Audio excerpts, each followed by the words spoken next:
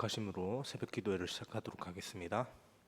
전능하사 천지를 만드신 하나님 아버지를 내가 믿사오며 그 외아들 우리 주 예수 그리스도를 믿사오니 영으로 잉태하사 동정녀 마리아에게 나시고 본디오 빌라도에게 고난을 받으사 십자가에 못 박혀 죽으시고 장사한 지 사흘 만에 죽은 자 가운데서 다시 살아나시며 하늘에 오르사 전능하신 하나님 우편에 앉아 계시다가 저리로서 산자와 죽은 자를 심판하러 오시리라. 성령을 믿사오며 거룩한 공회와 성도가 서로 교통하는 것과 죄를 사하여 주시는 것과 몸이 다시 사는 것과 영원히 사는 것을 믿사옵나이다. 아멘. 찬송가 421장 찬양하겠습니다. 421장입니다.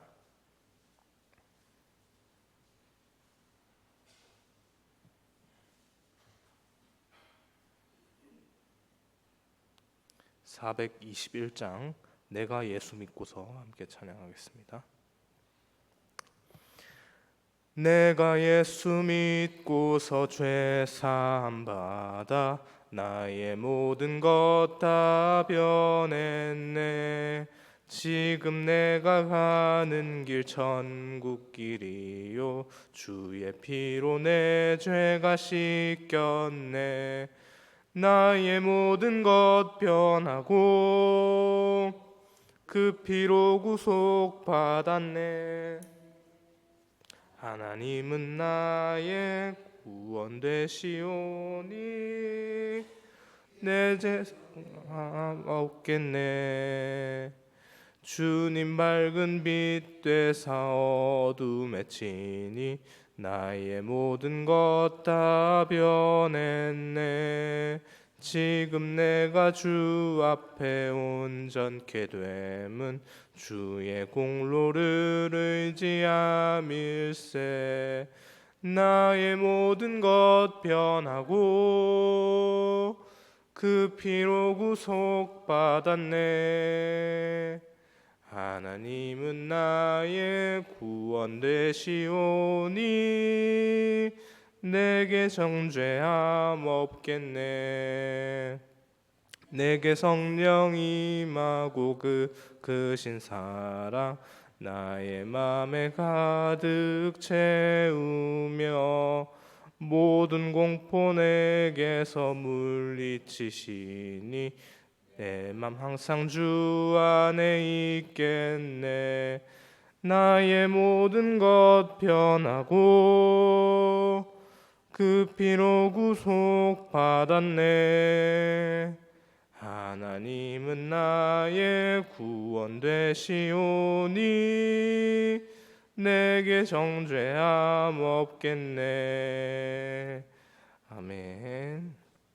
이 시간 함께 보실 하나님의 말씀은 사도행전 25장 13절에서 27절까지 말씀입니다. 사도행전 25장 13절에서 27절까지 말씀 함께 보겠습니다.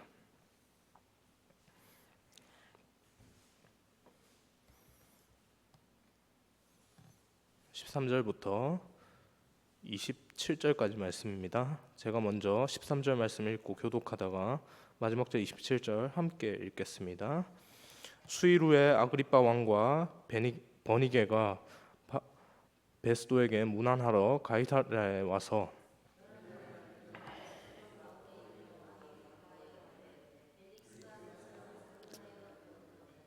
내가 예루살렘 있을 때 유대인의 대제사장들과 장로들이 그를 고소하여 정죄하기를 청하기에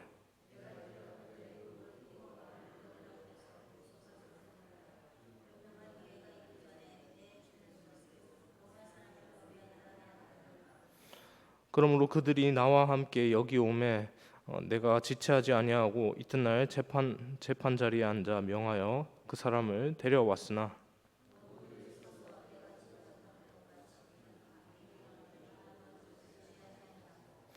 오직 자기들의 종교와 또는 예수라 하는 이가 죽은 것을 살아있다고 바울이 주장하는 그 일에 관한 문제로 고발하는 것뿐이라.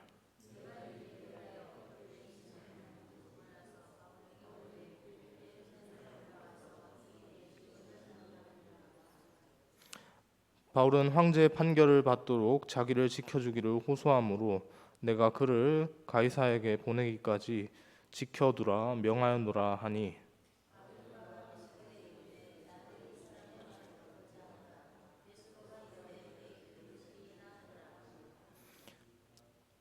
이튿날 아그리빠와 버니게가 크게 위험을 갖추고 와서 천무장들과 시중의 높은 사람들과 함께 접견 장소에 들어오고 베스도의 명으로 바울을 데려오니,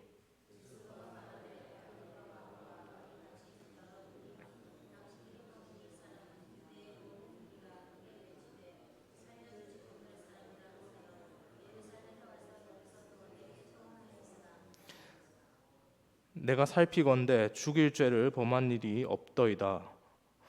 그러나 그가 황제에게 상소한 고로 보내기로 결정하였나이다.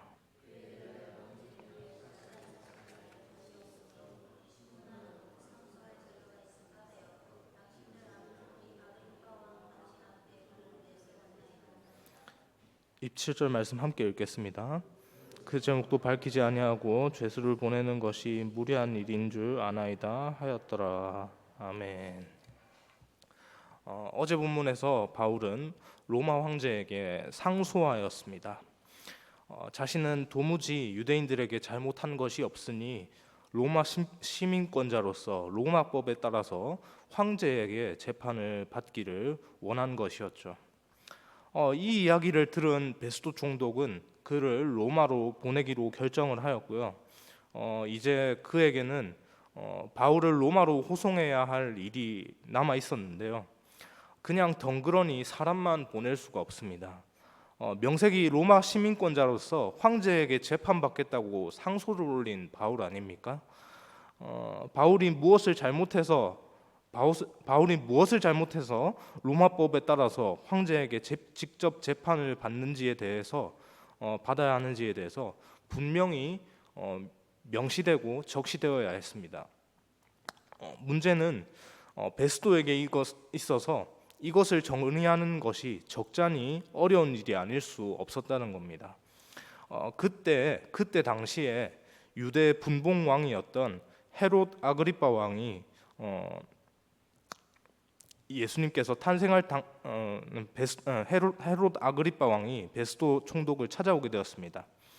여기에 등장하는 지금 이 본문에 등장하는 헤롯 아그리빠는요, 헤롯이라는 이름답게 이제 예수님께서 탄생할 당시에 유대 지역을 다스렸던 그 우리가 아는 그 유명한 그 유대인 아기를 학살했던 그 헤롯 대왕이라는 인물의 증손자로서 헤롯 가문의 마지막 왕입니다.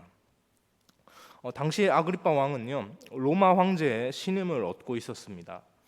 그는 로마와의 관계 때문에 유대와 사마리아 지역 등을 관할하는 로마 총독이 새로 부임한 소식을 듣고 그를 환영하기 위해 방문을 하였는데요.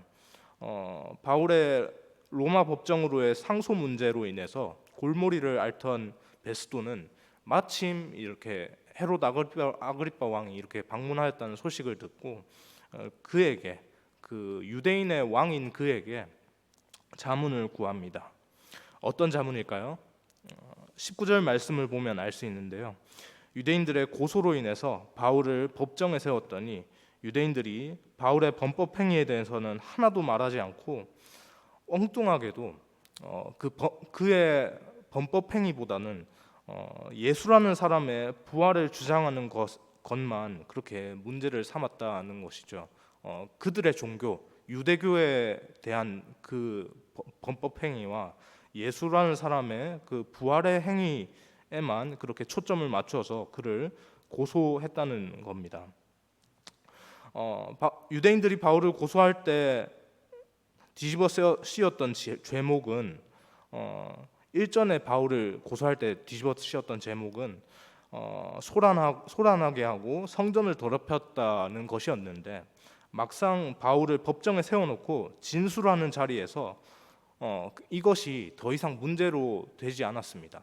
이것은 전혀 문제가 되지 않고 오히려 앞서 말씀드렸던 예수라는 사람의 부활을 자꾸 바울이 주장하는 것, 이것에 대해서만 유대인들이 계속 문제를 삼았던 것이죠. 다음날 아그리빠 왕과 바울의 만남이 성사되었습니다. 자유로운 만남은 아니었고요.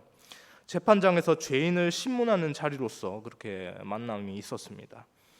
그 자리에서 베스도는 바울에 대해서 유대인들로부터 사형에 해당하는 죄를 지었다라고 그렇게 고소했다고, 그래서 유대인들이 그를 고소했다라고 그렇게 언급을 하는데요. 베스도는 그런데 이 언급을 하면서 추가적으로 말을 합니다.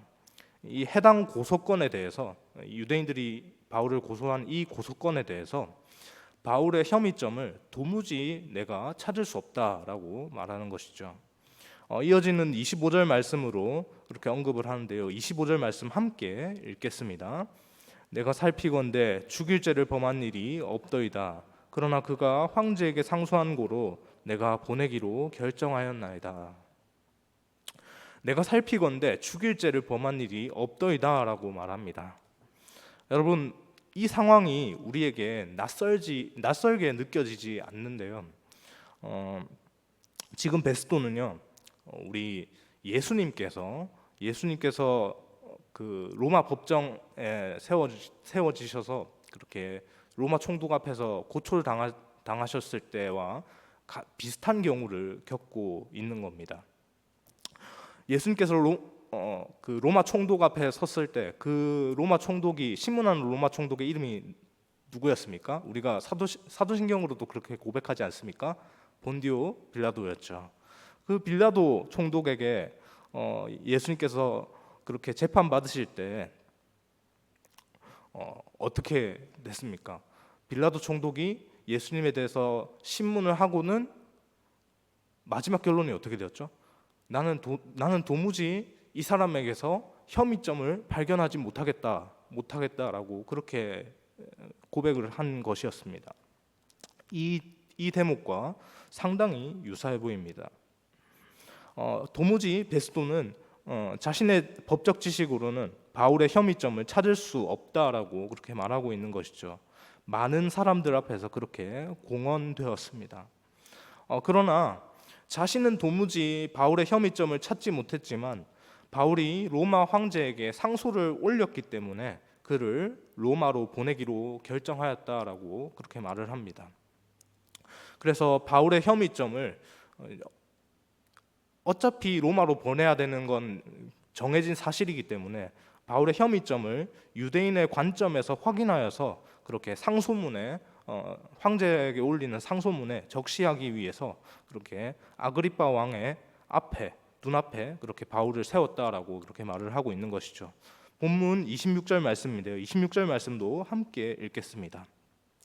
그에 대하여 황제께 확신할 사실을 아랠 것이 없으므로 신문한 후 상소할 자료가 있을까 하여 당신들 앞, 특히 아그리빠 왕 앞에, 당신 앞에 그를 내세웠나이다.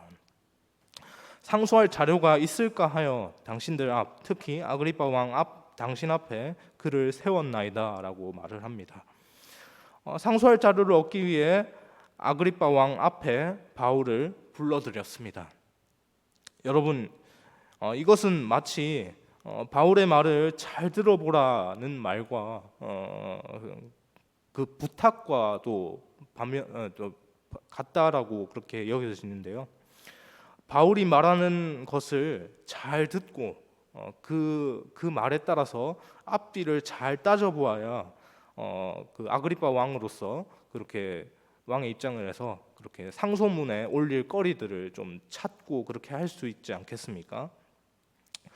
그 사람이 하는 얘기가 도무지 무엇인지 아그리빠 왕이 잘 들어보아야 할 차례가 되었습니다.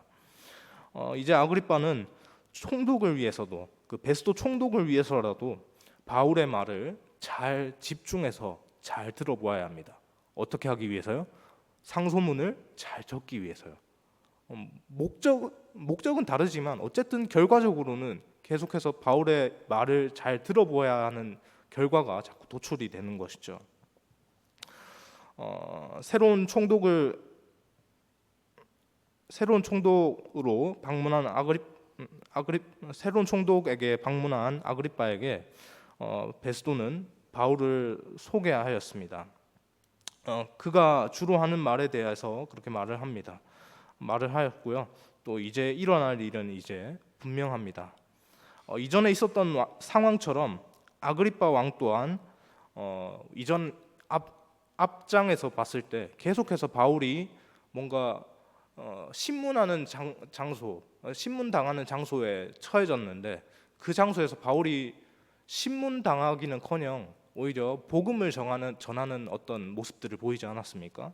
이전의 모습들과 동일하게 지금 여기서도 이제 앞으로의 상황도 아그리빠 왕 앞에서 바울이 동일하게 이전에 했던 것처럼 신문을 당하기는커녕 이렇게 복음을 전하는 것으로 이렇게 결과적으로 나타나게 될 것입니다. 그리고 그 복음을 이제 아그리빠 왕이 또 듣게 될 것이죠. 말씀을 정리하면요, 여러분, 하나님께서는 복음이 전파되는 일을 위해서 바울을 계속해서 들어 쓰십니다. 비록 바울의 외적인 상황은 계속해서 고난의 연속인 것으로 보이지만 여러분 반대로 생각을 해보십시오. 죄인의 신분으로 나라의 네로라 하는 이 위정자들을 어떻게 대면할 수 있겠습니까? 왕과 다스리는 총독들, 아주 고위 관리입니다. 그런 고위 공직자들을 어떻게 이 죄인의 신분으로서, 물론 바울이 로마 시민권자이긴 하지만 그럼에도 불구하고 기소된 죄인의 신분입니다. 그 죄인의 신분으로 어떻게 그런 높은 사람들과 이렇게 만나서 그들에게 복음을 전할 기회를 갖고 그렇게 할 수 있겠습니까? 하나님께서 바울을 그 자리로 이끄셨습니다. 왜 그 자리로 이끄셨을까요? 하나님의 은혜의 복음을 증언케 하기 위해서이죠. 이러한 상황이 바울의 4차 전도 여행 가운데 계속해서 일어나고 있습니다. 오늘 우리의 삶 가운데도 하나님께서 이렇게 인도하시는 줄 믿습니다. 바울처럼 하나님께서 이끄시는 자리에서 우리의 온몸으로 그렇게 하나님의 은혜의 복음을 증언하는 사명을 감당하는 우리의 모습이 될 수 있기를 주님의 이름으로 간절히 소망합니다. 기도하겠습니다. 사랑해 주님, 감사합니다. 하나님, 베스도 총독은 바울의 혐의점에 대해서 도무지 자신이 찾을 수가 없었습니다. 그렇게 혐의점에 대해서 발견할 수 없었던 베스도 총독이 아그리빠 왕에게 그렇게 당신이 유대인의 왕이니 유대인의 관점으로서 나는 도무지 이 사람의 혐의를 발견하지 못했으니 당신이 좀 발견해 달라라고 부탁하는 그 오늘 본문을 보았는데, 하나님, 바울이 죄인의 신분으로서 하나님의 그 복음을 들고 그렇게 그 위정자들을 만날 수 있게 된 그 모든 상황들, 비록 재판이라는 그러한 상황 속에 있지만 그럼에도 불구하고 하나님께서 그 자리로 바울을 이끄셨고 하나님께서 부르셨고 하나님께서 그 자리에 바울을 세우셨다는 것을 하나님, 우리가 그 사실을 붙잡을 수 있게 하여 주옵소서. 비록 바울에게 펼쳐진 것은 외적인 고난의 연속이고 계속해서 무언가 내몰리고 있는 상황이지만 그럼에도 불구하고 그 상황 속에서 바울이 결코 심리적으로 쫓기지 않고 하나님께서 자신에게 주었던 그 복음을 열심을 다해서 분명하게 확실하게 전했던 모습들을 보면서 우리 또한 그렇게 그러한 삶을 살아갈 수 있도록 그렇게 결단할 수 있는 우리의 삶이 될 수 있도록 인도하여 주옵소서. 우리의 삶도 여전히 하나님께서 그렇게 지켜 보호하시고 인도하실 줄로 믿습니다. 우리를 통한 하나님의 사명, 하나님께서 이루실 터인데 아버지, 그 사명을 이루는 데 있어서 우리의 온 몸을 그렇게 내어드릴 수 있는, 기쁨으로 내어드릴 수 있는 우리의 모습이 되게 인도하여 주옵소서. 감사합니다. 모든 말씀 살아계신 예수님의 이름으로 기도합니다. 아멘.